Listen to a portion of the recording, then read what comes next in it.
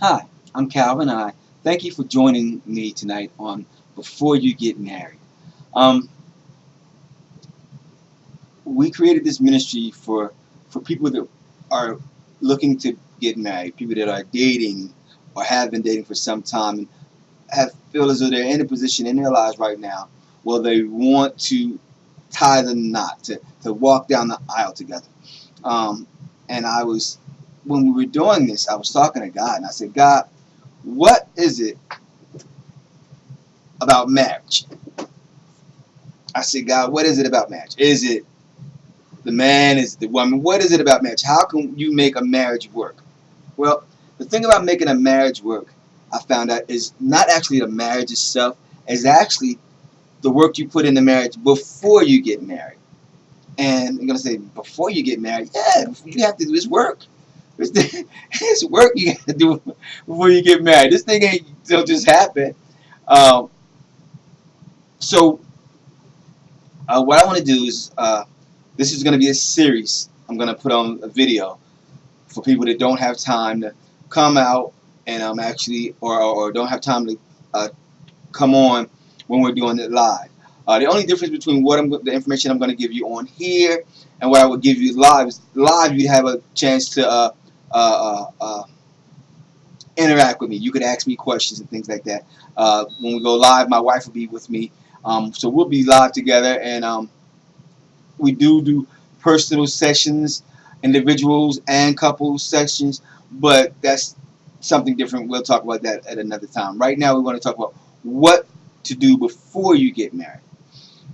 Now, getting married, people say, I hear people all the time, I'm going to marry, I love you. I love you. You my life. You my world. You my this. You my that. And it's a lie. It's a lie. And you don't realize how crazy it is until after you tied that knot, after you walk down that aisle, and then you say, wow, what have I gotten into? So what this is just a time that I want to come. I want to talk to you about a couple things that might help you before you get married to figure out really what you want to do, if you want to be married, if marriage for you right now is the best thing, or if you might want to wait a little while. So these are a couple of things that I wish would have happened for me. Yes, I do got notes and stuff like that. So don't think I'm just like this. No, I got notes. I worked on this thing. Now the first thing I like to talk about in this series is you, the individual. Now you'll be making. The first thing I want you to do is make a list for yourself. Make a list of the things that you do. How many times a week do you go to the gym? How many times a week do you go out to the club? How many hours a week do you work? How many jobs do you actually have? Do you have a job? Uh, uh, you know, anything that fills your time right now. What things fill your time? And I want you to make a list of everything that you do right now. Make a list. If you play basketball 2 times a week and you go to the gym 2 times a week, that's 4 times a week that you're at the gym for a number of hours.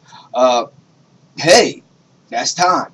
Another thing, if you work 8 hours a day, if you got 2 jobs, if you work 7 days a week, all of these things hold a place in your relationship. They hold a place because they take up your time. They occupy time that you wouldn't be with your wife. They occupy time that you wouldn't be with your children. They occupy time. These things, that's the first thing I want you to think about. How much time in a day do you spend already doing something? Now, if you tell me that you spend 8 to 10 hours a day playing video games, that's a problem. Why? Because if you're spending 8 to 10 hours a day playing video games and you work 8 hours a day, that's 18 hours a day. It's only 24 hours in a day. You got to sleep 8 of those. Where you gonna fit your wife in it? You don't. You don't. So the first thing we want to do is we want to concentrate on us. So I want you to get your paper and a pad and write down and everything that you do weekly. So every day, what do you do daily? What's your weekly time schedule? And write that down. That's the first list. Find out what takes up your time during the week. The second thing I want you to write down is I want you to get your pad and a pencil, and I want you to write down your goals and aspirations for yourself. Separate from your wife, your goals for yourself. Do you want to have more children? Do you want to be, closer to God? Do you want to? What do you want? Do you want to go to college? Spend 4 more years in college or whatever. Do you want to start your business? Do you want a car? Do you have a car? Do you want your own apartment? Do you have your own apartment? Do you want a house one day? Okay? I want you, your second list is going to be about your goals and aspirations. Your goals and aspirations also are things that determine you. See, we fail to understand that 2 things about marriage that people often get mixed up in: money and time. Money. Money is something that we usually fall in love with. We like money. And it's hard to share your money. Listen, I tell anybody else, if I had $5 when I met my wife, she couldn't get $2.50. You can't get $2.50 in my 5.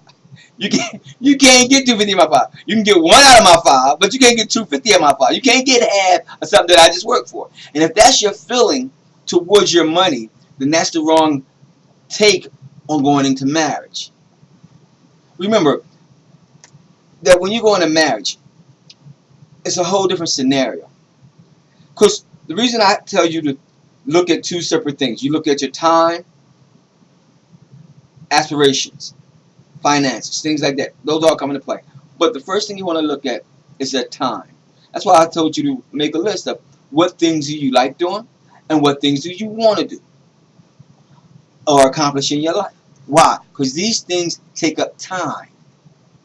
It takes time to go to 4 years of college. It takes time to put aside for studying. It takes time to do all those things.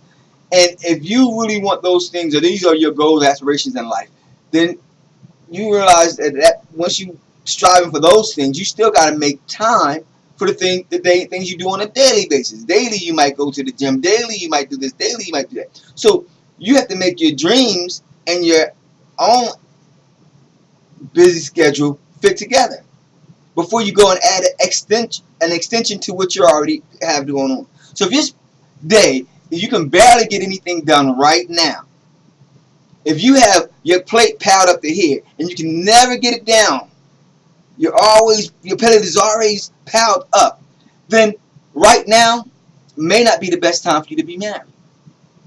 Right now may not be the best time for you to have a wife, children, something to that effect. The next thing I was talking about was your aspirations, your dreams for your future.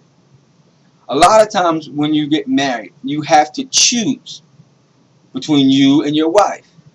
Both of you may not be able to go to college at the same time because you can't afford it. Both of you may not be able to go travel the world like you want to because someone has to be home with the children that you are making. Whatever the case may be.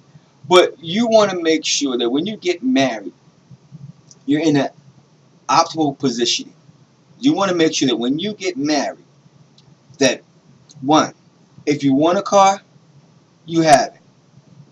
If you want a place of your own, you have it.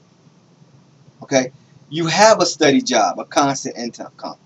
You can afford to pay your bills on your own and have some left over. You don't want to be paying your bills from check to check, just making it. You want to be paying your bills and have something left over. Why? Well, that something left over is going to be necessary to take care of your life. Trust me. It don't sound like much, but have a checking account. Have a savings account. Have some kind of backup plan to go with your life plan. Sit down alone. Figure out what you want to do for you, and then you can help somebody else. See, you don't want to walk into somebody else's life. You want to bring the wife into your life. See, if you meet a woman, and hopefully you will, you meet a woman, the first thing you talk to her about is not about if she's going to college. You lie. When you saw her across the room, you said, wow. The second time you said wow was when she started when you talked to her and she started talking back. You was like, wow, she's okay. I can do this. Now, again, first two things you want to make sure of before you even get married is your time. Make sure that you have time to spend with a wife, around a wife, having somebody extra in your life like that. If you don't have the time for a wife, then why get married right now? You can get married at any time. You can do that anytime. Just because you're married don't mean you have. Just because you love someone don't mean you have to be married right now. It doesn't. Okay. So try to have your stuff in order before you get married. Okay. So tonight I want you to take your time out. I want you to sit down and make yourself a list of all the things that you do in a day and how much time it takes you to do them. And then make your second list all the aspirations and dreams that you have to do for you. For you. Not for a family. Not for children. But for you. Once you put that down, that's going to be your first thing to determine, are you ready for marriage? This is what I want you to do before you get married. I'm Cal of a.j. Ministries. Thank you for coming out to join me tonight for Before You Get Married. And I'll have my next installation in about a week or so. Hope you enjoy it. Go home, try it. Sit down, see how much time you have using on a daily basis. Then find out how far away from you are from getting to your regular goals. You may not be able to have a wife right now. You don't want to go into a situation where you feel like you don't have any money, where you can't do anything, where you're mad because you let your dreams go because you wanted to help somebody else. You don't want to go into a situation like that, carrying that type of baggage. If you have children already, that makes a whole new dynamics to it. If you have children to it, what type of relationship do you have with your children? Do you guys have a stable relationship already together? You and your child. Because just because you bring someone new into the situation does not exclude that child from the situation. Again, go home, stir it up in your mind. I'll see you on next time. Have a blessed night.